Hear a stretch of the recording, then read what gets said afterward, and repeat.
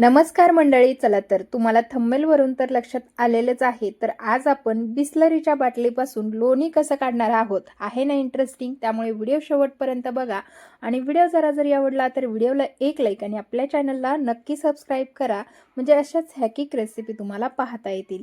तर आज आपण अगदी बिसलरीच्या बाटलीपासून तयार केलेलं तूप तुम्ही पाहू शकता किती रवाळ, किती जास्त प्रमाणात निघलेलं आहे. तर अर्धा किलोची बाटली पूर्ण भरलेली आहे. शिवाय एकदम रवाळ दाणेदार तूप तयार झालं. तर इथे ना आपण घेतलेली आहे बिसलरीची बाटली. 1 तास फ्रीजमध्ये ठेवली होती, फ्रीजरमध्ये. अर्धा तास ठेवली ना तरी पुरेसं होतं. थोडाफार बर्फ जमला तरी सुद्धा चालेल. आता त्यावरती लावलेला जो कागद असतो तो काढून टाकला. इथे आपण साई विरजवून घेतलेली आहे. आता तुम्हाला तेच दाखवत होते की साई इतकी छान विरजली की साई उलटी करा पलटी करा ती पडत नाही. जसं की आपण एकदम दाट दही लावतो ना, तशी साई आपली विरजल्या गेलेली आहे. आता साई कशामुळे अशी घट्ट राहते त्याचं कारण मी तुम्हाला सांगते. आपण साई काढत असताना त्यामध्ये कमीत कमी दूध जाईल याची काळजी घ्यायची. त्यामुळेच ना एकदम छान असं तूप तयार होतं. जास्त दिवस टिकतं, शिवाय कुवट वास आपल्या तुपाचा येत नाही. जर तुम्ही या तुपाची साई साठवत असताना त्यामुळे जास्त प्रमाणात तुमच्याकडून दूध जात असेल तर त्यामुळे तुमच्या तुपाला कुवटपणा येतो. आता इथे आपण साई ज्या भांड्यामध्ये तुम्हाला लोणी बनवायचं आहे त्या भांड्यामध्ये टाकून घ्यायचे आहे. त्यानंतर इथे पहा, अर्धा ग्लास नॉर्मल पाणी घेतलेलं आहे. आता हे नॉर्मल पाणी यामध्ये टाकून घेतलं, कारण आपण इथे फ्रीजरमधली 1 तासभर ठेवलेली बाटली वापरून तूप किंवा लोणी म्हणू शकता हे आपण बनवून घेणार आहोत. आता हे लोणी बनवण्यासाठी या बाटलीचा जास्त काही तुम्हाला ताण होणार नाही. हात दुखण्याचा प्रश्न नाही. बऱ्याच वेळेला आपल्याला तूप बनवायचं म्हणजे अंगावर काटा येतो. का तर त्याला जास्त फेटावं लागतं, नाहीतर मग मिक्सरची भांडी खराब करावी लागतात. इथे ना अगदी तूप तयार होईपर्यंत आपल्याला एकच भांडं आपलं खराब होणार आहे. ते तर सगळ्यांकडूनच होतं, पण बाकीचे देखील भरपूर होतात. त्यामुळेच अशा सोप्या ट्रिकमध्ये तुम्हाला मी लोणी काढण्याची पद्धत दाखवली. बाटलीचं काम झालं की बाटली आपण फेकून देणार. आता पहा, थोडंसं पाणी पुन्हा एकदा घातलं आणि अशा पद्धतीने फेटून घ्यायचं आहे. तर आता ना थोडंसं बाटलीमधलं पाणी यामध्ये टाकून घेतलं. पुन्हा एकदा आपल्याला हे असंच फेटून घ्यायचं आहे. अगदी सहज फेटल्या जातं, जास्त वेळ लागत नाही. तुम्ही पाहू शकता तुमच्या हाताला ना ताण होण्याचा प्रश्नच येणार नाही. अगदी सहज असं लोणी तुम्ही काढू शकता. आता हे लोणी पटकन कशामुळे येतं, शिवाय आपल्याला हात दुखवण्याची गरज का बरं नाही, हे तुमच्या लक्षात आलं आहे का? नसेल आलं तरी मी सांगणारच आहे. कारण आपण ही बाटली जवळपास 1 तास फ्रीजरमध्ये ठेवली. शिवाय यामधलं पाणी जे आहे ना ते एकदम थंड आहे. आता याचमधलं पाणी सुद्धा आपण यामध्ये थोडंसं टाकून घेतोय, जेणेकरून ना थंड पाण्यामुळे लोणी तर येतच, पण आता ह्या बाटलीमधलं जे एकदम चिल्ड पाणी आहे ना, जसं की ही बाटली आपण ह्या साईमध्ये फिरवतोय तसं तसं आपलं लोणी दुधापासून किंवा त्यामधलं जे काही ताक तयार झालेलं आहे त्या ताकापासून वेगळं होतं. त्यामुळेच तुम्हाला इथे जास्त वेळ फेटत बसायची किंवा जास्तीचे मिक्सरचे भांडे किंवा विक्सर हे खराब न करता अगदी सहज सोप्या पद्धतीने एक पातेलं खराब करून तुम्ही जास्तीचं तूप देखील यापासून काढू शकता. आता जास्त तूप कशामुळे निघते मी ते सुद्धा तुमचं डाऊट क्लिअर करते. आता ह्याच बाटलीतल्या थंड पाण्यामुळे आपलं एक नगभरही तूप वाया जात नाही. शिवाय जी आपली लोणी निघणार आहे ते वाया जात नाही. तर इथे पहा, छान गोळी तयार झाली म्हणजे आपलं लोणी आलेलं आहे. आता हे आपण बाटलीचं पुसून घेऊया आणि लोणी काढून घेऊया. आता आपल्याला यामधलं ताक काढून घ्यायचं आहे, तसंच बाटलीला लागलेलं थोडंसं लोणी सुद्धा काढून घ्यायचं आहे. आता तुम्हाला बिसलरीच्या बाटलीपासूनच बटर काढायचं जर व्हिडिओ हवा असेल ना, तर या व्हिडिओच्या खाली मात्र कमेंट करायला विसरू नका. त्याचा देखील मी तुम्हाला व्हिडिओ लवकरच बनवणार आहे. आपण सोप्या पद्धतीने बिसलरीच्या बाटलीचा वापर करून बटर देखील बनवू शकतो. तर आता चला, घरच्या घरी बटर कसं बनवायचं त्याचा व्हिडिओही मी लवकरच अपलोड करणार आहे किंवा बनवणार आहे. तर इथे ना पहा, ताकामधून आपल्याला हे लोणी वेगळं करून घ्यायचं आहे आणि हे ताक आपल्याला आता ओतून काढायचं. इथे मी संपूर्ण ताक ओतून काढलं. पुन्हा एकदा थंड पाणी घालून घ्यायचं. आता जवळपास 2-3 पाण्याने हे लोणी धुवून घेतलेलं आहे. लोणी ना हात भरण्याची अजिबातच काळजी करायची नाही. आपण स्वयंपाक हाताने काय करतो तर त्याच्यात हाताची चव उतरावी.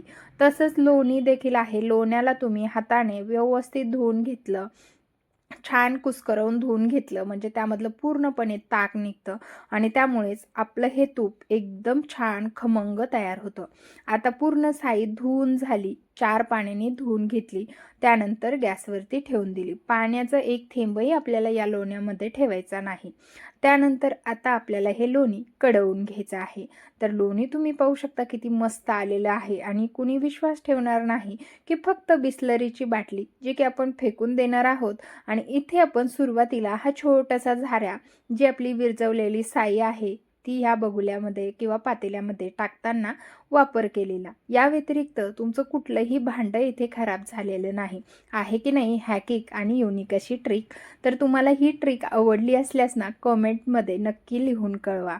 तर मस्त असं आता हे तूप आपण कढवून घेऊया. इथे आपली पूर्णतः लोणी जे आहे ना ते वितळलेलं आहे. आता इथे पाहू शकता छान अशी ह्या लोण्याला उकळी आलेली आहे. पण इथे गॅसची फ्लेम जी आहे ना ते मीडियम आहे. खूप हाय हीटवरती जर तुम्ही तूप कढवत असाल तर तूप छान कढल्या जात नाही. त्यामुळे ना आपल्याला हे तूप जे आहे ते लो टू मीडियम गॅसवरतीच कढवून घ्यायचं आहे.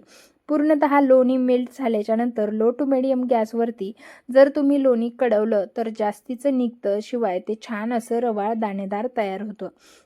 आता इथे आपण हे छान असं थोड्या थोड्या वेळाने फिरवत हलवत असं कढवून घेणार आहोत. तर उकळी तर मस्त येत आहे, त्याला पाहू शकता तुम्ही. पण खूप हाय हीटवरती जर कढायला गेलं तर ते वरतीही येतं, शिवाय ते पटकन करपलं जातं किंवा कमी प्रमाणात निघतं. तर इथे पाहू शकता जवळपास अर्धा तास मी याला सतत हलवत होती आणि आता अर्ध्या तासानंतर आपलं लोणी जे आहे ते कडत आलेलं आहे, म्हणजे पूर्ण झालेलं आहे. पण यामधली जी बेरी आहे ना ती आणखीनही व्हाईट आहे. आपल्याला ती बेरी जी आहे ना ती चॉकलेटी कलरवरती परतवून घ्यायची आहे किंवा होऊ द्यायची आहे. तोपर्यंत आपल्याला हे लोणी जे आहे ना ते कडवत ठेवायचं आहे. तोपर्यंत हे गॅस बंद करायचा नाही आणि याला सतत हलवत हलवत आपल्याला ही बेरी तांबूस रंगावरती करून घ्यायची. खालच्या साईडने झालेली आहे, पण जी तुपामध्ये असते ना ते थोडीशी व्हाईटच आहे. आता ती देखील आपल्याला खालचं जसं चॉकलेटी कलर झालाय ना तशी होईपर्यंत आपल्याला हे तूप कढवत राहायचं आहे. तर तूप कढवत असताना ह्या छोट्या छोट्या टिप्स जर तुम्ही देखील फॉलो केले ना तर तुमचं सुद्धा जास्त तर निघेलच, पण एकदम रवाळ तूप तयार होईल.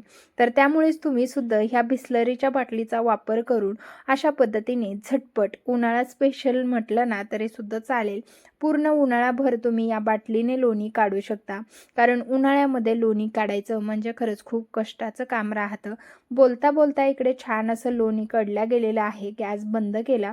आता इथे पाहू शकता आपलं पातेलं किंवा हे तूप इतकं गरम असतं की जवळपास 5 मिनिटे यामध्ये ती उकळी चालूच राहते. तर त्याचमुळे ना याला हलवत हलवत बऱ्यापैकी थंड करून घेतलं. आता यामधली बेरी तुम्ही पाहू शकता एकदम छान तांबूस रंगावरती झालेली आहे. आता हे तूप पूर्णपणे थंड करून घेतलं आणि इकडे काचेची क्लीन अशी बाटली घेतलेली आहे. आता या बाटलीमध्ये हे तूप आपण गाळून घेणार आहोत. बाटली ना अजिबात ओली ठेवायची नाही, म्हणजे 1 ते 2 वर्ष जरी तूप राहिलं ना तरी सुद्धा खराब होत नाही. आता बऱ्याच वेळेला ना प्लॅस्टिकमध्ये तूप कधीच साठवायचं नाही. प्लॅस्टिकमुळे तूप पटकन खराब होतं. एकतर काचेच्या भांड्यात किंवा स्टीलच्या डब्यामध्ये तुम्ही तूप जे आहे ते स्टोअर करून ठेवू शकता. फ्रीजशिवाय माझं 6 महिने, वर्षभर तुपाला काहीच होत नाही. तर मस्त असं तूप कडून झालं, गाळून झालं आणि त्यामध्ये अवघी 3 ते 4 चमचे 4 चमचे सुद्धा नाही, 2च चमचे इतकी बेरी निघलेली आहे. आणि इतकी कमी बेरी निघण्याचं कारण आहे आपली बिसलरीच्या बाटलीची कमाल. तर बिसलरीच्या बाटलीमुळे निघलेलं आहे जास्तीचं तूप, कमीची बेरी, कमीचा खरकटेपणा आणि कमी ताण. तर ह्या सगळ्या गोष्टी आपल्याला कमी झालेल्या आहेत. भांडे खरकटे होत नाहीत अगदी झटपट आणि जास्त प्रमाणात तूप निघत असेल तर कोणाला नको असतं. तर चला, तुम्हाला ही रेसिपी आवडली असल्यास लाईक, शेअर आणि सबस्क्राईब करा. भरभरून व्हिडिओ शेअर करा आणि आवडला असल्यास एक लाईक आणि आपल्या चॅनलवरती पहिल्यांदा असू किंवा कसंही असू कमेंट करायला विसरू नका. चला तर भेटूया अशाच नवीन आणि इंटरेस्टिंग रेसिपीसह. तोपर्यंत धन्यवाद.